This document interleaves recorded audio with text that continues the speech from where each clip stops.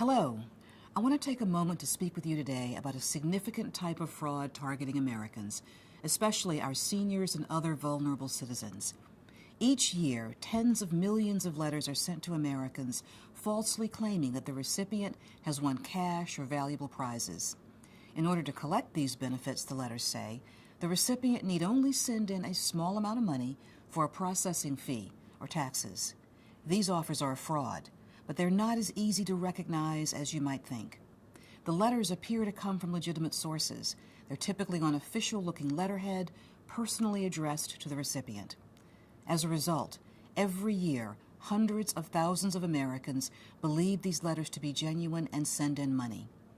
And as soon as someone has fallen for the trick once, his or her name will be added to lists of victims that are sold across the globe, and many similar letters will follow.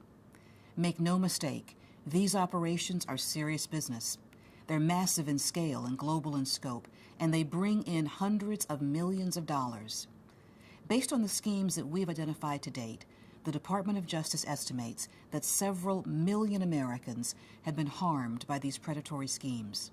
And that's why we're working with our law enforcement partners throughout the federal government and around the world to dismantle these illegal operations and hold the bad actors accountable, both here and abroad.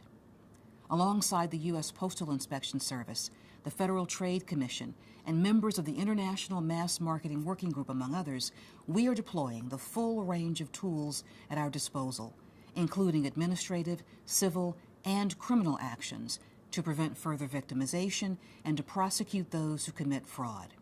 We've made important progress, but in order to build upon our success, we need your help. To avoid these schemes and to protect your loved ones, follow these steps. Be alert. Consumers are never required to pay money to receive lottery or sweepstakes winnings, and be wary of promises of wealth, especially when it comes at a cost. Look for warning signs that a friend or relative is losing money to mail schemes. We know of many instances in which elderly victims were repeatedly victimized until a family member intervened to stop further payments. File a complaint. Reporting scams to law enforcement through www.ftccomplaintassistant.gov is the first step toward identifying the perpetrators and ensuring that scammers don't exploit other victims. And learn more. More information is available online through the Department of Justice's Consumer Protection Branch website at the address below.